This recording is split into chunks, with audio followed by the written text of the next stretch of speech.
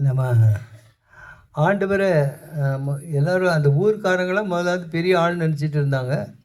கடைசியில் ஆபிரகாம் வாழ்வதற்கு முன்பே நான் இருந்தேன் அப்படி சொன்னார்.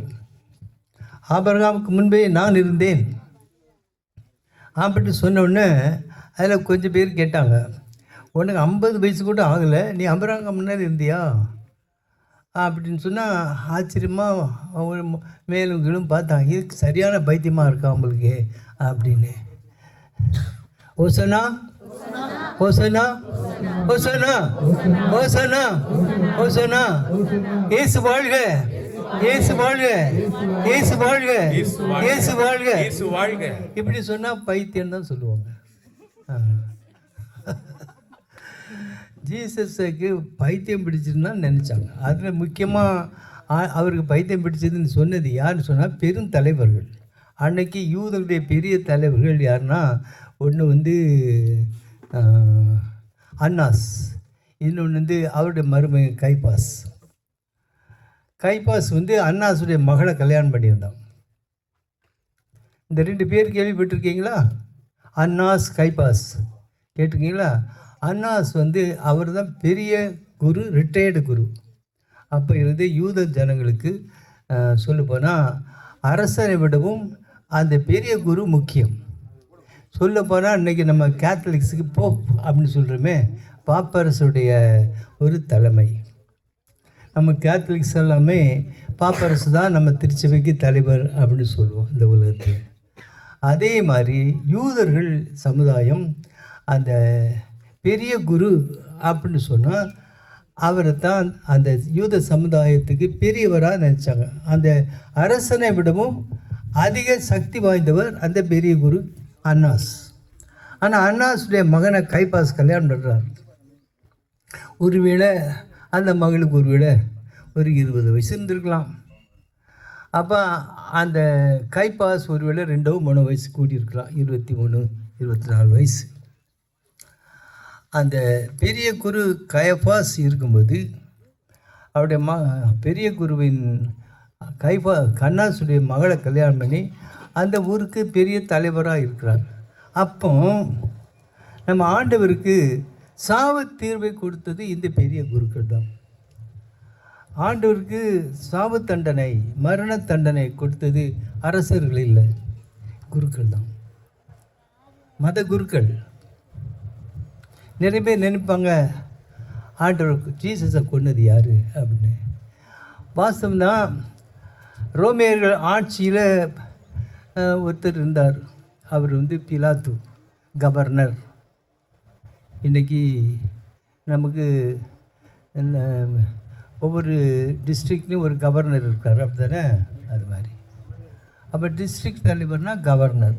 கவர்னர் சீஃப் மினிஸ்டரோ பிரைம் மினிஸ்டரோ இல்லை, அந்த ஏரியாவில் ஆக்சுவலாக ஜனங்களோட பழகி அந்த ஏரியாவுக்கு மக்களை ஒருமுகப்படுத்தி மக்களுக்கு அந்தந்த இடத்துல செய்ய வேண்டியதை அப்போ ஆர்டர் கொடுத்து செய்கிற கவர்னர்.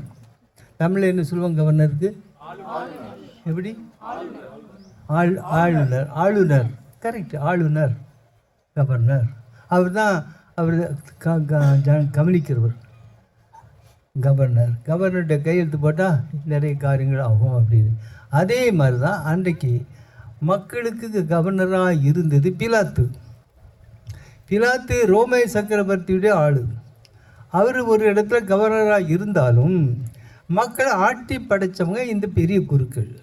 நம்ம பாப்பரசர்னு சொல்கிறோமே, அது மாதிரி அவங்களுக்கு இருந்த கயஃபா ஒரு young man, maybe 24-25 years old இருந்திருக்கலாம்.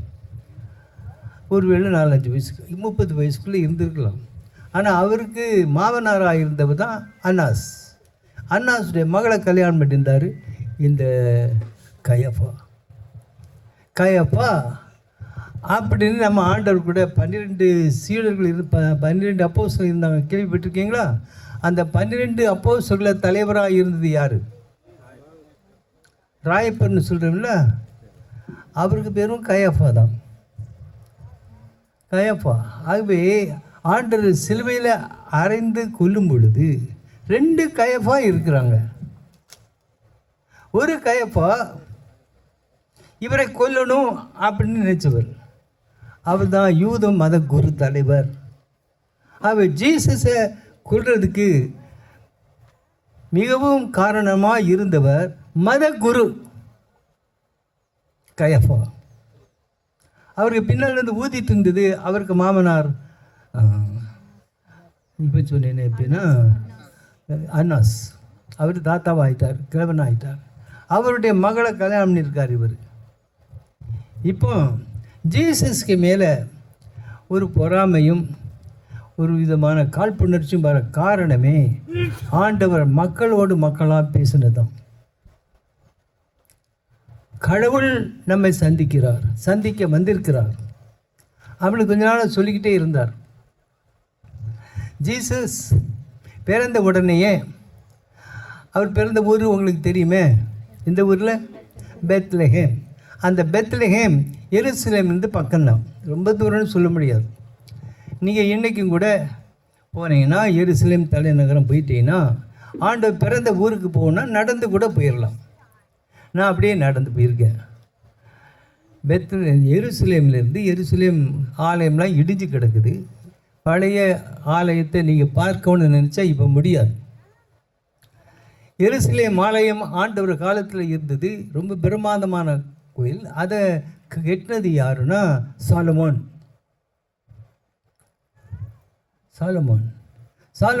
தாவீது ராஜாவுடைய மகன்.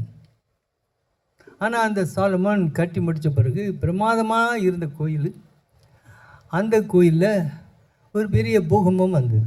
அந்த கோயில் இப்போ இடிஞ்சு போச்சு. அந்த இடிஞ்ச இடம் அப்படியே கிடக்குது. என்ன நீங்கள் சதுரம் போட்டிருக்கீங்களே, இந்த சதுரத்தை மாதிரி ஒரு 8 சதுரம் போட்டிங்கன்னா எவ்வளோ அவ்வளோ அளவு இருக்கும் அந்த இடம். இது மாதிரி 8 10 போகலாம். இது மாதிரி ஆமாம், கிட்டத்தட்ட என் கண் பார்வைக்கு ஒரு 15 ஏக்கர் நிலம். எப்படி 15 ஏக்கர் நிலம். ஆனால் 15 ஏக்கர் நிலத்தில் கோயில் கட்டிருந்த இடம் ஒரு வீடு கிட்டத்தட்ட 1.5 ஏக்கர். எப்படி இது ஒரு 1/2 ஏக்கர் இருக்குமா? இது 1 ஏக்கர் வராது. கிட்டத்தட்ட இது ஒரு இதில் எத்தனை சென்ட்டுப்பா? 25 சென்டா? அப்போ 1 ஏக்கர், 1 ஏக்கர்னா 100 சென்ட்டு. 100 சென்ட் இருந்தால் இப்போ உங்களுக்கு 25 கால் ஏக்கர் தான் இது. அது நான் என் பார்வைக்கு கிட்டத்தட்ட எத்தனை ஏக்கர்னு சொன்னேன்? ஒரு எப்படி அந்த கோயில் கட்டியிருந்த இடமும் அதை சுற்றியும் வந்தீங்கன்னா கிட்டத்தட்ட என் பார்வைக்கு ஒரு 15 ஏக்கர் இருக்கலாம். 15 ஏக்கர். அதுக்கு பக்கத்துலேயே அன்னாஸ் கைபாஸுடைய அரண்மனைகள் இருந்தன. ஒரு பக்கம் இப்போ நான் வாசல் வச்சுருக்கீங்களே, அங்கே ஒரு கார் நிற்க பார்த்தீங்களா? அந்த கார் நிற்கிற மாதிரி இடத்த இந்த பக்கத்தில் பார்த்தீங்க, இடது பக்கம் பார்த்தீங்கன்னா கைபாஸுடைய அரண்மனை. இந்த கோயில் நிலத்துக்கு பின்பக்கம். அது இப்போ நீங்கள் இருந்தே பார்க்கலாம். நான் இங்கே நிற்கிறேன்னு பார்த்துக்குவேன். நான் இப்போ இந்த இதுலேருந்து அந்த கார் ஒன்று பார்த்தீங்களா, அங்கே எனக்கு வடது பக்கமாக இருக்குது. இந்த இடது பக்கமாக ஒரு அங்கே ஏதோ ஒரு பஸ் ஏதோ நிற்கிது. அந்த இடத்துல கைபாஸுடைய அரண்மனை. கைபாஸுடைய அரண்மனை இன்றைக்கி இடிஞ்சு கிடக்குது. அது உங்களுக்கு யாரும் இல்லை. அந்த இடம் வந்து சும்மா நிலமாக கிடக்குது. அது இஸ்ரேல் கவர்மெண்ட்டுக்கு சொந்தம். It belongs to central government of Israel. அப்படியே சுற்றி இங்கே ஏதோ ஒரு வாசல் மாதிரி போட்டிருக்கீங்க. அதை சுற்றி இந்த பக்கம் இந்த கார்னருக்கு வந்தீங்கன்னா அதில் ஒரு வீடு, பெரிய அரண்மனை இருந்தது. அந்த அரண்மனை வந்து அப்போ கயஃபாவோட அரண்மனை. எது? கயஃபா. இப்போ ஆக்டிவாக இருக்கக்கூடிய அந்த பெரிய குரு, அவை ரிட்டையர்டு குரு. அங்கே ஆக்டிவாக இருக்கக்கூடிய குரு இந்த கார்னர். அவருக்கு பேர் கயஃபா. கயஃபாவுக்கு நம்ம ஆண்டோர் காலத்தில் ஒருவேளை ஆண்டோட வயசு 33னா இவர் ஒருவேளை 1-2 வயசு வித்தியாசத்தில் இருந்திருக்கலாம். 35 வயசு, அந்த 40 வயசுக்குள்ளே இருந்திருப்பார். ஏன்னா பெரிய குரு வயசானவர் அவர் வந்து ரொம்ப சீக்கிரமாக அப்புறம் இறக்குறார். இந்த ஆண்டவர் காலத்தில் ஆட்சியில் இருந்தவர் கயாஃபா. எப்படி சொல்லுவீங்க? சத்தமாக சொல்லுங்க. ஏன் இந்த பேர் முக்கியம் அப்படின்னா, ராயப்பருடைய பேரும் கயாஃபா. கயாஃபா சொல்லுங்க. கயவன் இல்லை, கயாஃபா. தமிழில் கயாஃபா, இங்கிலீஷில் CAIPHA, கயாஃபா. ஒன்ஸ் அகேன் சொல்லுங்க. இந்த பேரை மறக்கக்கூடாது, ஏன்னா ராயப்பேருடைய பேரும் அதுதான். ஆண்டவரை எதிர்த்த பெரிய குரு கயாஃபா. ஆண்டவர் தன்னுடைய 12 சீடர்களுக்குள்ள தலைவராக நியமிச்ச பேரும் கயாஃபா, பீட்டர். அவரை தான் ராயப்பர் அப்படின்னு சொல்கிறோம், பேதுருஸ். ஆனால் அவருக்கு அவங்க மொழியில் பீட்டர் பேதுருஸ் தான் வச்சுருந்தாங்களே வெளிய ராயப்பான்னு கூப்பிட்டதில்லை. நம்ம தான் ராயப்பான்னு பேர் வச்சுருக்கோம். ஏன்? ராய் அப்படின்னா ராக், பாறை. என்னது? அந்த பேர் ராயப்பா அப்படிங்கிறது அவங்க மொழியில் பேத்ரா. எப்படி? பேத்ரா அப்படின்னு சொன்னால் பெண்மணி, பேத்ருஸ் அப்படின்னா மேஸ்குலின், பெரிய பாறை கல். என்னது சொல்லுங்க? பாறைக்கல் சொல்லுங்க. அதான் ராயப்பருக்கு பேர். ராயப்பா அப்படிங்கிறது தெலுங்கு பேர். ராயப்பா தமிழில் சொல்லணும்னா பாறை. என்னது? ராயப்பாங்கிறது தெலுங்கு பேர். நம்ம தமிழ்லேயும் ராயப்பான்னு வச்சுக்கோம், ராய். ஆனால் இந்த இவருடைய அன்னைக்கு லத்தீன் பேர் பேத்ருஸ். பேத்ருஸ்னா மேஸ்குலின், பேத்ரா அப்படின்னா ஃபெமினின் ஆயிரும். ஆனால் அவர் மேஸ்குலின். அந்த கயாஃபாவுக்கு பேர் கயாஃபா பேத்ருஸ். எப்படி? கயாஃபா பேத்ருஸ், கயாஃபா. ஆகவே இது எதுக்கு சொல்கிறேன்னா, நம்ம ஆண்டவரை பற்றி படிக்கும்போது பேர்களை நம்ம ஞாபகமாக வச்சுக்கிறது நல்லது. ஆகவே நம்ம ஆண்டவரை தீர்ப்பிட்டு இவரை சிலுவையில் அறையணும்னு கத்தி சொன்னது யாரு? பேர் சொல்லுங்க. கயாஃபா சொல்லுங்க. அதுக்கு அர்த்தம் என்னது? பாறை. என்னது? பாறை. நம்ம ஆண்டவர் தலைவராக நிமிச்சர் யார? அவரும் கயாஃபா தான். இப்போ புரியுதா?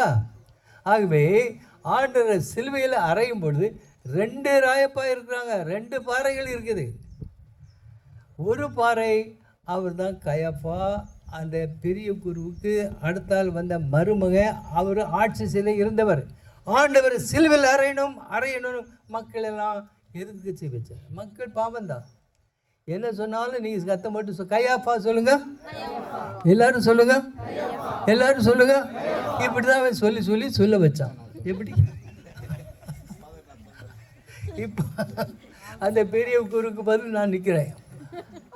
மக்களை உசுப்புறது இவங்க தான். ஆமாம், எங்களுக்கு ஓட்டு போடுங்க, எங்களுக்கு ஓட்டு போடுங்கன்னு கத்துனா இவனுங்க தான். அப்படியும் பொம்பளைங்களும் ஆம்பளைங்களும் போய் ஓட்டு போட்டுருவான். ஏன்னா அவனுக்கு அந்த 5 ரூபா கையில் கொடுத்துருவான். எப்படி? ஓட்டு போட்டோன்னே 5 ரூபா வச்சுக்கப்போ. அப்போ இன்றைக்கி ஒரு 10 ரூபா தருவானா தெரியும். 10 ரூபா தான் போட்டு போடுறேன்ப்பா அப்படின்னு சொல்லிட்டு 10 ரூபாய் வாங்கிட்டு பாக்கெட்டில் போட்டு போயிட்டு வேறு ஒருத்தன்னு போட்டு வந்துடுவாங்க. அப்படி இருக்காங்க நம்ம தமிழ்நாட்டில் இருக்காங்களா. இது காசு கூட போடுறேன் அப்படிவாங்க, ஆனால் வேறு யாருக்கும் காசை போட்டு வருவாங்க. 2 பாறைகள் இருந்தன. அதில் ஒரு பாறை ராயப்பர், அவர் ஆண்டவருக்கு பக்கமாக நிற்கிறார். ஆனால் ஆண்டவரை எதிர்த்தது இன்னொரு பாறை, அவர் தான் கயாஃபா. அது யூத மத குருக்கு தலைவர். நம்ம ராயப்பர் யாருக்கு தலைவராக இருந்தார்? மீன் பிடிக்கிறதுக்கு தலைவராக இருந்தார். அவர் மீன் பிடிச்சிட்டு இருந்தார். ஆனால் அந்த மீன் பிடிக்கிறவர் ஆண்டு கூப்பிட்றாரு, நீ வா, இனிமேல் மனிதரை பிடிக்கவன் ஆக்குவேன் பண்ண, நீ மீன் பிடிக்கிறத நிறுத்தி என் பின்னால் வா, மனிதரை பிடிப்பவர் ஆக்குவேன். ஹல்லேலூயா, ஹோசானா, ஹோசானா, ஹோசானா. பார்த்தீங்களா, நான் சொன்ன மாதிரி சொல்ல ஆரம்பிச்சிட்டேங்க. கரெக்ட் தான். இப்படி தான் ஒன்று ஹல்லேலூயா சொல்கிறது, ஒன்று ஹோசானா சொல்கிறது. இப்படி தான் சொன்னாங்க அன்னைக்கு. இப்படி தான் ஜனங்களையும் மயக்குனாங்க. இப்போ நான் உங்களை மயக்கம் வந்திருக்கேன், நீங்களும் என்னை மயக்க கூட்டிகிட்டு வந்திருக்கீங்க. ஆகவே நம்ம ஆண்டவர் காலத்தில் 2 கயாஃபா இருக்கிறாங்க. ஒருத்தன் ஆட்சியில் இருக்கிற கயப்பா, அவன் ஒரு கயவன். ஆண்டவர் சிலுவையில் அறையும் அப்படின்னு கத்துனான். அவன் கத்துனது மாத்திர மக்களை எல்லாம் சொல்லி கத்த வைத்தான். இதே ஜனங்கள் தான் ஏசு வாழ்க ஓசானா ஓசானா அப்படி பாடிட்டு வந்தாங்க. குடி பிடிச்சிட்டு தோலை பிடிச்சிட்டு கையப்பா வாழ்க ஜீசஸ் வாழ்க ஜீசஸ் வாழ்க ஓசானா ஓசானா இப்படி தான் படிச்சுட்டு இருந்தீங்களா? அதுவும் இதுதான். சிலுவையில் அறையும் கத்துன்னு அதே ஜனங்கள் தான். ஆகவே ஆண்டவர் குடி பிடித்தவங்களும் அதே யூதர்கள் தான். சிலுவையில் அறையுன்னு கத்துனதும் அதே ஜனங்கள் தான். நீங்கள் அப்படி சொல்லணும் சத்தம் போட மாட்டீங்களா? ஓசானா ஓசானா ஓசானா